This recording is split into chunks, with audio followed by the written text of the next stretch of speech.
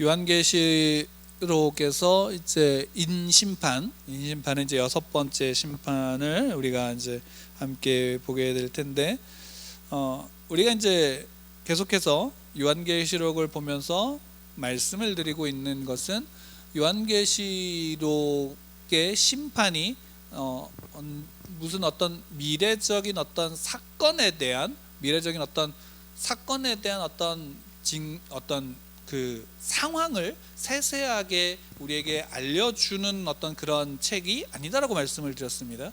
그리고 왜냐하면 실제로 요한계시록은 두려움을 주기 위해서 우리에게 기록된 것이 아니라, 소위 말한다면 마지막 시대를 성도들이 어떻게 살아가야 하는가를 알려주시는 겁니다. 그리고 당연히 말 그대로 요한계시록은, 그러니까 요한계시록을 읽는 성도들에게 있어서는 요한계시록은 두려움으로 점철되는 책이 아닌 거예요. 왜?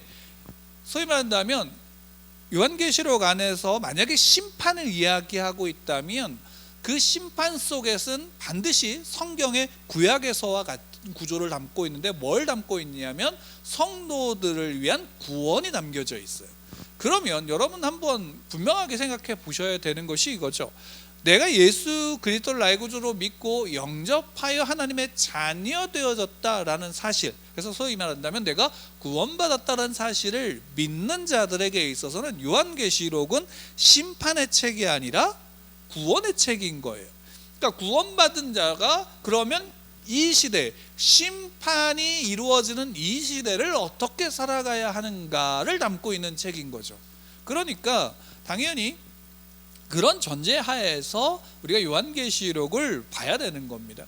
그리고 또 하나는 요한계시록이 쓰여진 당시, 그러니까 로마가 지배하던 그 당시의 시대적인 상황 속에서 우리가 이제 좀 볼 필요가 있는 것이죠. 그러니까 달리 얘기한다면, 만약에 요한계시록이 미래적인 어떤 심판의 사건들을 예언해서 그 예언되어진 것들을 우리에게 보여주는 것이라면, 달리 얘기한다면 이게 로마 시대의 그리스도인들에게 있어서는 그럼 요한계시록은 의미가 있을까요, 없을까요? 그 자체로 만약 미래적인 계시라고 생각한다면 그 시대를 살아가는 사람들한테 큰 의미가 없는 거예요, 실제로. 그리고 모든 성경은 어떻게 본다면 그 시대를, 그러니까 오늘날 우리가 살아간다면 오늘날의 우리의 시대 속에서도 하나님이 말씀하시는 거라면 이것이 기록되어질 당시에도 그 시대의 성도들에게 동일하게 말씀하고 있는 말씀인 거예요. 그러니까 성경은 그렇기 때문에 우리가 단순하게 성경을 읽고 오늘날의 시각을 가지고 해석하는 것이 되어지면 우리가 성경을 왜곡하는 경우가 굉장히 많게 되어지고, 왜곡하게 되어져서 이단적인 생각으로 신앙생활을 하는 경우가 굉장히 많게 되어지기 때문에, 그런 문제들 속에서 우리가 이제 역사성, 그러니까 성경이 쓰여진 그 시대의 역사 속에서의 그 시대의 성도들에게 하나님이 이 말씀을 하신 이유가 무엇이고, 그 근거 속에서 오늘날 우리에게도 그러면 말씀하시는 이유가 어디에 있는지를 분별하게 되어질 때 올바른 신앙의 모습으로 우리가 살아갈 수 있게 되어지는 것처럼, 요한계시록 또한 그렇다라고 제가 이제 계속해서 반복해서 말씀을 드렸습니다. 제가 이 말씀을 계속해서 반복하는 이유 중에 하나가 뭐냐면, 이제 요한계시록을 읽을 때 많은 이제 어떤 선지식, 그러니까 요한계시록에 대한 선지식이 성도들에게 많이 있죠. 그럼 목회자들도 마찬가지예요.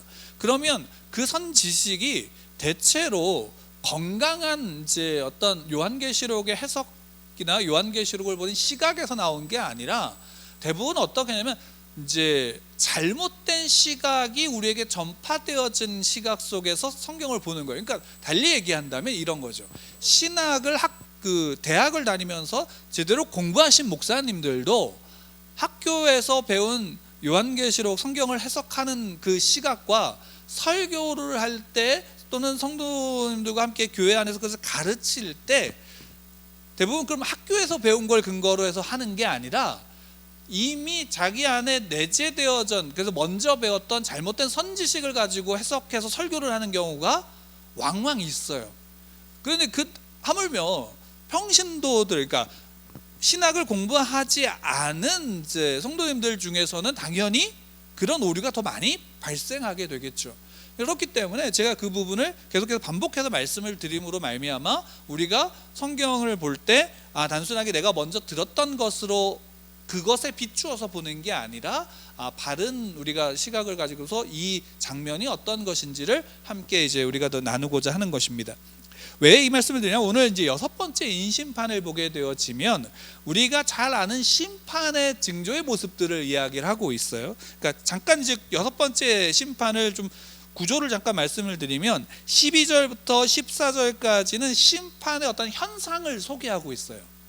그리고 15절부터 16절까지는 그 심판에 대한 사람들의 그 반응을 이제 보여주고 있고, 마지막 이제 17절에 그 심판에 대한 마무리를 이제 짓고 있는데, 그 현상을 모습을 보면 제가 이제 직역한 것, 그러니까 원어를 직역한 거를 좀 읽어드릴게요. 그가 6째 인을 떼실 때 나는 보았다. 그때 큰 지진이 일어났다. 그리고 해가 검은 베옷같이 검게 되었다. 그리고 달 전체가 피같이 되었다. 그리고 무화과 나무가 큰 바람에 의하여 그것의 익은 과일을 떨구어뜨리는 것처럼 하늘의 별들이 땅으로 떨어졌다. 그리고 하늘은 두루마리가 말리는 것처럼 분리되고 모든 산과 섬이 그것들의 위치로부터 옮겨졌다라고 되어 있죠. 그러니까 그 심판의 어떤 현상들을 소개할 때 큰 지진이 있었다, 해가 검어진다, 달이 핏빛으로 변한다, 그 다음에 자리근국식이 태풍이 불어서 과실들이 땅에 떨어진 것처럼 또 별들이 떨어진다. 그다음에 이제 또 14절 같은 경우 더 놀라운 건 뭐냐면 하늘이 두루마리가 말리는 것처럼 분리된다. 그러니까 하늘이 갈라져서 우리가 소위 말한다면 우리가 하늘을 볼 때 시각적으로는 평평해 보이잖아요. 그럼 그게 갈라지면서 두루마리처럼 이게 소위 말하면 하늘이 갈라져 버리는 거죠. 그러면 어떤 현상일까라고 생각하게 되어지면 이게 소위 말한다면 천재지변인 거죠. 큰 지진이 나서 사람들이 감당하지 못한 어떤 지진이 나타나게 되어지고, 또 그러면 어떤 하늘에서 전 우주적인 어떤 이제 먼 일이 벌어지고 하늘에서 별이 떨어지는 거고, 그런 상황 가운데서 그러면 그 시대 그때 거기를 살아가는 사람들은 그 안에 두려움을 가운데 가질 수밖에 없고, 그 두려움이 이제 표현되어지는 게 그 다음에는, 그러니까 그렇게 보아진다면 당연히 이런 일들이 일어났어요, 안 일어났어요? 네, 지금 우리가 보는 시대 속에 일어났어요, 안 일어났어요? 그렇죠. 중요한 건 그거예요. 이게 만약에 미래적 어떤 사건을 이야기한다면 이 큰 지진은 지금도 우리가 감당 못할 지진이 곳곳에서 있어요, 없어요? 있죠. 가깝게 일본에 그 지진으로 말미암아 원자력 그 발전소가 붕괴되어져서 그로 말미암아 굉장한 오염된 그런 모습들이 아직도 해결되지 않은 것, 뭐 체르노빌 같은 경우는 아직까지도 해결되지 않았다라는 것을 우리가 알 수 있죠. 그런 부분에서 이런 큰 지진은 단순하게 미래적인 사건일 뿐만이 아니라 과거에도 있었고 현재도 있고 앞으로도 일어날 거예요. 물론 뭐 이거보다 더 큰 지진이 있을 것이다 라는 얘기들도 뭐 우리가 이제 뭐 할 수는 있겠지만, 실제적으로 이런 지진이나 또는 하늘에서 별이 떨어지는 일들 이제 과거에도 있었어요. 물론 하늘이 갈라지는 현상들은 우리가 본 적이 없지만 뭐 그것에 빗대서 뭐 오존이 그러니까 오존층이 파괴돼서 이런 부분으로 뭐 이야기하기도 하는데, 중요한 거는 이 이제 요한계시록의 이런 어떤 미래에 대한 것처럼 어떤 심판에 대한 예언들을 할 때 제가 이제 이 요한계시록을 배웠던 교수님을 통해서 배우면서 알게 되어지는 것 중에 하나가 뭐냐면, 이 심판의 내용들이 항상 무엇과 연관되어지냐면 구약과 연관이 되어진다라는 사실을 말씀을 드렸어요. 그래서 구약의 선지자들이 이 심판에 대한 이미지가, 그러니까 이미 구약의 선지자들이 이런 심판에 대한 이미지를 어떻게 해요? 이미 구약에서 이야기했어요. 어떤 것으로 이야기했냐면 이스라엘이 하나님의 범죄에서 그들에 대해서 하나님이 심판하실 것이다 라고 할 때, 이런 어떻게 본다면 좀 우주적인 어떤 그런 붕괴 사건들이 그 안에서 함께 선포되어졌어요. 그리고 그것이 그 심판이 단순하게 또한 이스라엘을 하나님의 범죄에서 돌이키게 하기 위한 어떤 심판으로서 이야기되어질 때 항상 그런 심판 속에서 이방 민족들이 들어와서 쳤죠. 근데 다시 그 이방 민족을 향한 심판을 선지자들이 얘기했어요, 안 했어요? 심판을 얘기했어요. 그리고 그 심판 속에는 항상 이스라엘을 향한, 하나님의 백성을 향한 구원이 담겨져 있죠. 그 이방의 왕들, 이방 민족에 대한 심판을 할 때는 이런 우주적인 어떤 붕괴적인 사건들에 대해서, 그러니까 우리가 좀 어떻게 본다면 상상으로도 이해할 수 없는 어떤 그런 표현들로 그것을 심판의 언어 속에서 표현하고 있는 거예요. 그러니까 이게 단순하게 그러면 미래에 이때 있을 거야 라는 사건이 아니라 하나님의 어떤 온전한 심판을 이야기할 때, 우리가 앞에서 이제 둘째 인을 떼거나 셋째 인을 떼거나 넷째 인을 뗄 때 그 말들이 나와서 여러 가지의 모습들을 보여줬는데, 그것에 대한 내용들이 대부분 어떤 것이라고 제가 말씀을 드렸냐면 전쟁에 관련된 부분이라고 말씀을 드렸어요. 왜? 전쟁의 그 참화가 심판의 모습과 너무나 밀접한 이미지를 가지고 있기 때문에 그 심판 속에 그 전쟁의 모습을 가지고 있고, 또 마찬가지로 이런 어떤 우주적인, 어떻게 보면 전 지구적인 어떤 이런 붕괴 사건들은 어떤 것을 가져오게 되어지냐면, 여러분, 하나님이 천지를 창조하실 때, 천지를 창조할 때 그 창조의 모든 것들을 하나님의 질서 속에서 창조하셨죠. 하나님의 질서 속에서. 그럼 반대로 그 하나님의 질서가 파괴되어지는 건 뭘까요? 그게 심판인 거예요. 무슨 말인지 이해가 되시죠? 그러니까 하나님이 천지를 창조하실 때 아담이 에덴 동산에 하와가 함께 거할 때 하나님의 질서 속에 있을 때 그들에게 있어 모든 것이 온전하였고 온전함으로 하나님과 함께함을 누렸죠. 그것이 복이었고, 대신 그로 말미암아 그 속에서 죄를 짓고 하나님을 대적한 자들이 나아가서, 결국 그 대적한 자들이 나아가서 그 죄 속에 살아갈 때 하나님의 창조 질서가 그 속에서 어떻게 되어야 돼요? 되게 되냐면 파괴되어지는 거죠. 그 대표적인 사건이 뭐냐면 가인이 아벨을 죽인 사건이에요. 살인인 거죠. 왜? 하나님의 친히 하나님이 창조하신 생명을 누가 뺏은 거예요? 사람이 빼앗아 버린 거죠. 그러니까 그 붕괴 속에서 그 죄 아래서 이미 그런 붕괴들이 우리 안에 일어나고 있는 거예요. 그러면 그 자체가 이미 뭐라고 말씀드리는 거예요? 심판인 거죠. 그러면 그런 모습들처럼 그 질서가 온전하게 다 붕괴되어진다면 그 자체가 이미 심판을 그대로 적나라하게 드러내게 되어지는 거예요. 그러니까 그런 모습 속에서 우주적인 어떤 그런 붕괴 사건들, 하늘에 별이 떨어지거나 말려 올라가 이제 하늘이 말려지게 되어지는 그런 사건들은 우리가 상상할 수 없는 사건이지만 그 자체가 그 하나님의 창조했던 창조의 질서가 온전히 붕괴되어지는 현상으로 표현되어지면서 그것이 심판이 어떤 것인지를 우리에게 이미지로 분명하게 보여주고 있는 거예요. 그럼 그 속에서 당연히 그러면 이제 그 모습 속에서 그 심판을 당하는 사람들이 있겠죠. 그 심판을 당하는 사람들이 누구냐면 그것이 15절에 나와 있는 거예요. 거기에 이제 우리 분명하게 처음에 시작에 뭐라고 얘기하냐면 15절에 땅의라고 얘기하죠. 그러니까 땅의 왕들과 귀족들과 나오지만 여기에 수식어는 항상 같이 붙는 거예요. 땅의 왕들과 땅의 귀족들과 땅의 장군들과 땅의 부자들과 땅의 강한 자들과 땅의 모든 종과 땅의 자유자가 라는 거죠. 그러니까 땅에 속하다라는 것은 결국 심판의 대상자들은 세상에 속한 자들, 다르게 표현한다면 사단의 권세 아래 있는 자들이고, 다시 우리가 성경적으로 우리가 표현한다면 죄 아래 있는 자들인 거죠. 근데 여기 재미있는 것은 무엇이냐면 15절에 그 나열된 심판의 대상자들을 보게 되어지면 어떤 사람들인 것 같아요? 그죠? 뭐 어떻게 본다면 모든 종류의 사람들 다 망라한 것 같지만 실제로 가만히 보게 되어지면 간단하게 표현한다면 기득권자들이죠. 부유한 자들, 강한 자들, 권력이 있는 자들을 이야기하죠. 그리고 여기 이제 조금 다른 게 뭐냐면 모든 종이 있어요. 그죠? 그럼 종들과 그 기득권은 같이 합치가 돼요, 안 돼요?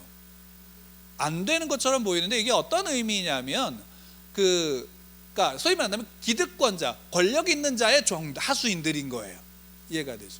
그러니까 우리가 소위 말하면 가난한 자들, 그래서 어쩔 수 없이 연약하고 모자라고 부족하게 살아가는 자들이 아니라 권력의 하수인 노릇하는 자들. 그러니까 우리나라식으로 얘기한다면 일제시대 때 매국노 짓을 했던 사람들을 이제 일컫는 거죠. 그런 모습들 속에서 바로 그들이 대상자들인데, 왜 그러면 여러분들 한번 생각해 보세요. 돈이 있으면 심판의 대상자가 되는 건가? 권력이 있으면 심판의 대상자가 되는 건가? 그 대상자로 나온 인물들을, 그 대상들을 이렇게 보게 되어지면 그런 생각이 안 드시나요? 별로 안 드시는군요. 이게 왜 그러냐면 이때 이제 우리가 이제 구약도 그렇지만 신약에서 바리새인들을 볼 때, 바리새인들은 대부분 그러니까 소위 말하는 서기관과 제사장들, 소위 말하면 예수님이 공생의 그 기간 중에 그와 대척점에 있었던 사람들을 보면 대부분 다 어떤 사람들이냐면 기득권자들이죠. 그리고 그들은 다 권력이 있는 자들이었어요. 그리고 다 부자였어요. 그러니까 그때 당시에 그러니까 부유한 자들은 어떤 것과 연관이 되어지냐면 죄와 연관이 되어지는 이미지가 있었던 거예요. 그리고 가난한 자들은 경건한 자들과 연결되는 이미지가 있었다라는 거예요. 그러니까 그런 의미에서 이제 소위 말한다면 오늘날도 마찬가지죠. 그러니까 지난번에도 한 주 동안 이제 제 친구 목사님도 잠깐 만나게 되어지고, 또 이제 사모님하고도 이런저런 얘기 나누고, 또 다른 목사님하고도 이런저런 얘기를 나누면서 그 안에서 여러 가지가 있는데, 교회의 타락은, 소위 말하는 교회 안에 교회의 타락은 언제 이루어졌을까라고 한다면 역사적으로 본다면 교회가 권력을 가질 때 일어났어요. 개인적으로 목회자의 타락 또한 언제 일어나냐면 목회자가 소위 말한다면 교회 안에서 자기의 권력을 휘두를 때 목회자 또한 타락하게 돼요. 그건 평신도도 성도들도 마찬가지죠. 이 교회 안에서 자기가 어떤 권력을 갖기 시작하면 그 성도 또한 타락한 모습으로 그 교회 안에 비춰지는 모습들을 보게 되어지는 건 얼마든지 볼 수 있어요. 그러니까 쉽게 말한다면 권력이 자기화되면, 그러니까 소위 말하는 어떤 힘이 자기의 것이 되어지는 순간 그 대상자를 어떻게 하냐면 반드시 타락하는 길 가운데 나아가게 되어져요. 그래서 요즘에 이제 많은 교회들 안에서 그런 부분들을 방지하기 위해서 많은 목사님들이나 교회 안의 성도들이 많이 논의하면서 어떤 일을 하려고 하냐면 권력이 집중되지 않으려고, 교회 안에서도 그런 일이 그렇게 하려고 애쓰는 모습들이 있어요. 왜냐하면 몸부림이죠. 왜? 교회가 이대로 있으면 소위 말하면 더 타락한 어떤 소굴처럼 되어지기 때문에 건강한 신앙생활을 하는 이들이 그 안에서 어떻게 하냐면 그렇게 하려고 여러 가지 고민들을 하고 성경을 통해서 성경 안에서 그것을 어떻게 말하고 있는가를 보고 있는 거죠. 그리고 고민하는 거예요. 근데 심판에서도 보면 결국 권력이 자기화돼서 결국 그들의 자기화됐다라는 것은 뭐냐면 죄의 본질과도 같은 맥을 갖고 있는 거예요. 죄의 본질은 결국 자기가 하나님이 되려고 하는 거잖아요. 그러니까 권력이 자기화된다는 것은 자기가 하나님이 된다라는 거예요. 거기서 신앙의 가장 더 무서운, 기독교 안에서 가지고 있는 신앙의 더 무서운 점은 뭐냐면 그 권력을 휘두른 사람이 자기의 욕망을 하나님의 뜻과 치환시킨다라는 거예요. 그러니까 하나님의 뜻을 가져와서 자기의 욕망을 이루는 데 사용한다라는 것이 더 무서운 거예요. 그러면 우리가 이 심판의 대상자들의 모습을 보면서 누구를 보게 되면 바로 나 자신을 보게 되어지는 거예요. 내가 어떠한가라는 거죠. 실제로 우리의 삶에서도 그래요. 우리의 삶 속에서도 너무나도 당연한 거지만 우리가 언제 죄를 짓냐면 결국 죄의 가장 근원적인 모습으로 우리가 나를 본다면 내가 혼자 있을 때 무엇을 하는가가 결국 내 안에 있는 나의 모습이에요. 실제로 그래요.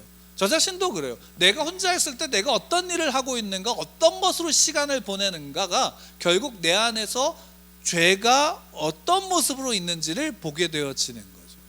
실제로 그런 모습들이 우리 안에서 그럼 나는 이런 사람이 아니야 라는 어떤, 소위 말하는 오늘날에 같으면 어떤 사회운동하는 사람들이 이런 것을 보면서 야 그래서 기득권을 뒤에서 엎어야 돼, 이런 걸로 이런 근거를 삼는다는 건 잘못된 거예요. 실상은 결국 모든 이들이 이와 같은 모습으로 있고 그 모든 이들이 그런 심판의 대상자가 되어진다라는 사실이에요.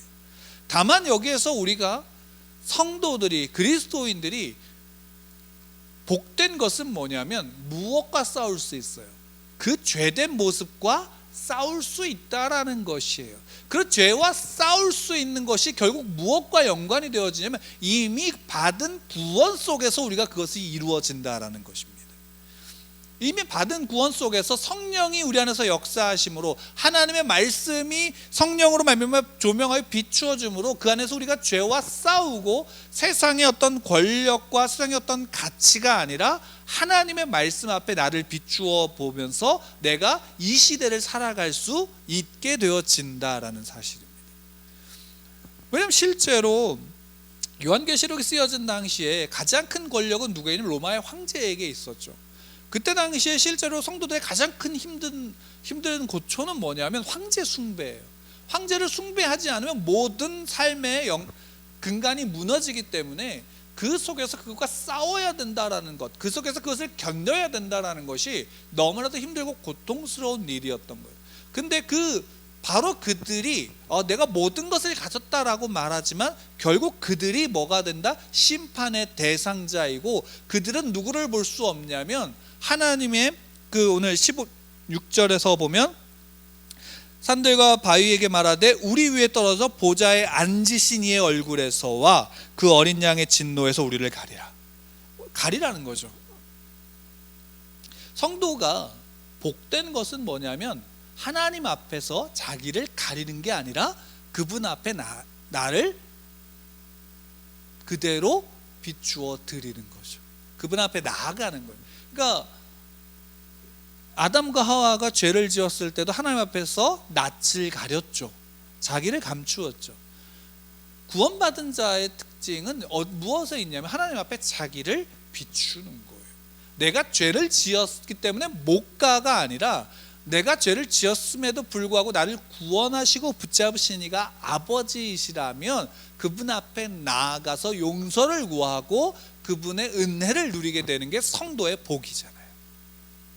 그럼 오늘날에도 성도들은 이 심판의 모습 속에서 성도들은 온 우주의 질서가 붕괴하더라도 성도들은 예수 그리스도께서 이 땅에 오심으로 하나님의 창조의 질서가 회복되어지는 시점에서 그 질서 속에서 성도들은 살아갈 수 있다라는 사실이 되는 거죠.